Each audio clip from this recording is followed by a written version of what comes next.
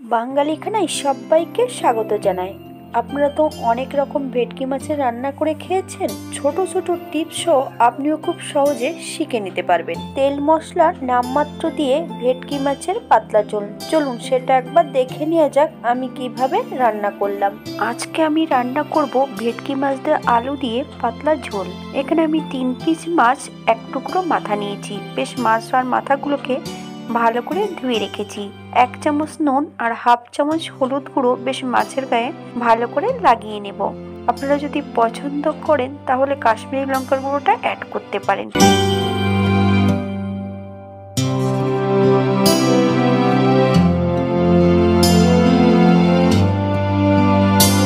সম্পূর্ণ মাছগুলো নিয়ে আমি বেশ ভালো করে নুন হলুদ লাগিয়ে নিয়েছি। এই পর্যায়ে আমি 10 মিনিটের জন্য মাছগুলোকে রেস্টে রেখে দেব।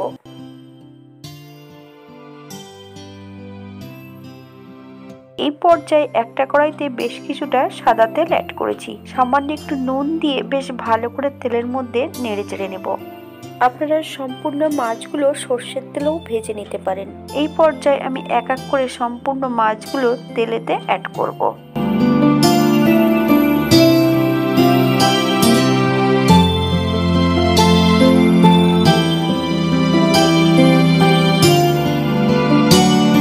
একসঙ্গে মাছ আর মাছের মাথা ভাজা যাবে না, তাই আমি মাছের মাথাটাকে সম্পূর্ণ আলাদা ভেজে নেব। মাছগুলোকে বেশ উল্টিয়ে পাল্টিয়ে 3 থেকে 4 মিনিটের মতন ভেজে নিতে হবে। আপনারা আপনাদের পছন্দ মতন মাছগুলো ভেজে নেবেন।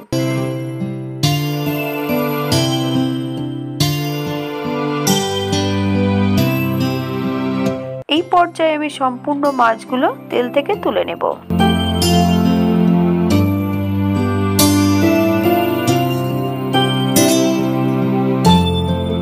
একই তেলে এবার আমি মাছের মাথাটাও ভেজে নেব। একটু লাল করে ভেজে নিতে হবে। আপনারা আপনাদের পছন্দ মতন মাছের মাথাটা ভেজে নেবেন।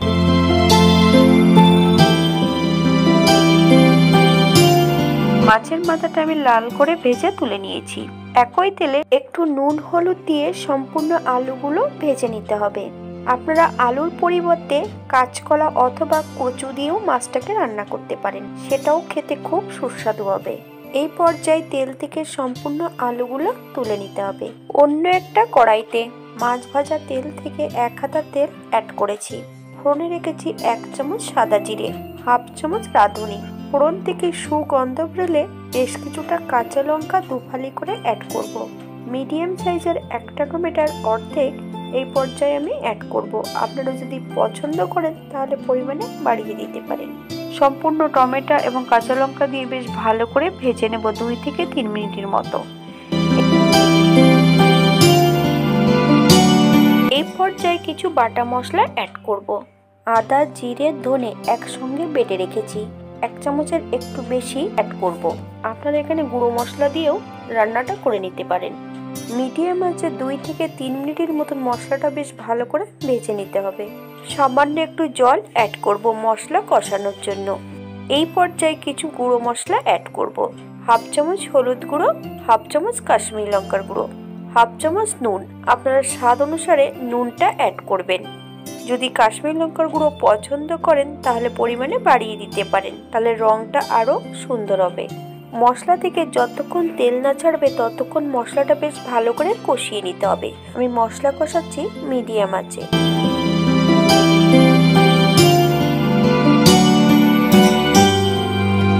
মশলা থেকে তেল ছেড়ে দিয়েছে। আবারও আমি 1 থেকে 2 মিনিটের মতন মশলাটা মিডিয়াম আঁচে কষিয়ে নেব। এই পর্যায়ে আমি সম্পূর্ণ আলুগুলো অ্যাড করব। 1 মিনিটের মতন বেশ মশলার সঙ্গে ভালো করে কষিয়ে নেব।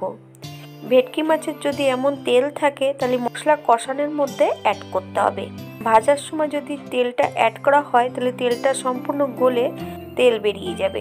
মশলা এবং মাছের তেল সমেত বেশ ভালো করে 1 থেকে 2 মিনিটের মতন মিডিয়াম আঁচে কষিয়ে নিতে হবে। এই পর্যায়ে আমি 2 কাপ ফুটান্ত গরম জল অ্যাড করেছি। আপনাদের যতটা গ্রেভির প্রয়োজন ততটা জল অ্যাড করবেন। 7 থেকে 8 মিনিটের জন্য ঢাকা দিয়ে রেখে দেব, যাতে আলুগুলো সেদ্ধ হয়ে যায়।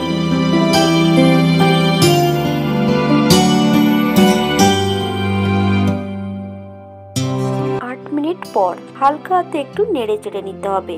এই পর্যায়ে আমি সম্পূর্ণ মাছগুলো অ্যাড করব। আবারও আমি 5 থেকে 7 মিনিটের জন্য ঢাকা দিয়ে দেব, যাতে মাছের মধ্যে নুন ঝালটা একটু ঢোকে।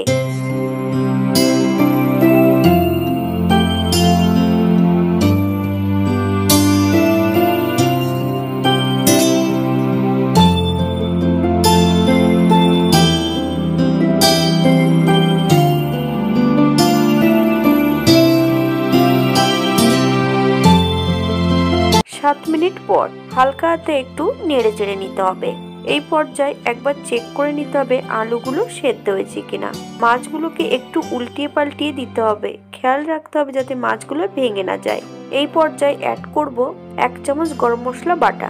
আপনারা গুঁড়োটাও অ্যাড করতে পারেন অথবা ধনেপাতা কুচিও অ্যাড করতে পারেন যদি পছন্দ করেন। এই পর্যায়ে গ্যাসের ফ্লেমটা অফ করে দেব। হালকা হাতে একটু নেড়ে চেড়ে দিয়ে 5 মিনিটের জন্য স্ট্যান্ডিং টাইম দেব, তারপর সার্ভ করব।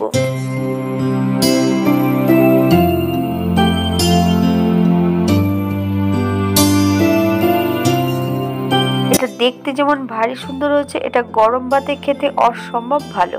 পেঁয়াজ রসুন ছাড়া ভেটকি মাছের পাতলা ঝোল খেতে খুবই সুস্বাদু। আপনারা বাড়িতে একবার একই পদ্ধতিতে বানিয়ে নেবেন। সবাই সুস্থ থাকবেন, ভালো থাকবেন। অন্যদিন একটা নতুন রেসিপি নিয়ে আপনাদের সামনে আবার আমি হাজির হব। ভিডিওটি দেখার জন্য ধন্যবাদ। ভিডিওটি ভালো লাগলে একটা লাইক দিয়ে পাশে থাকবেন।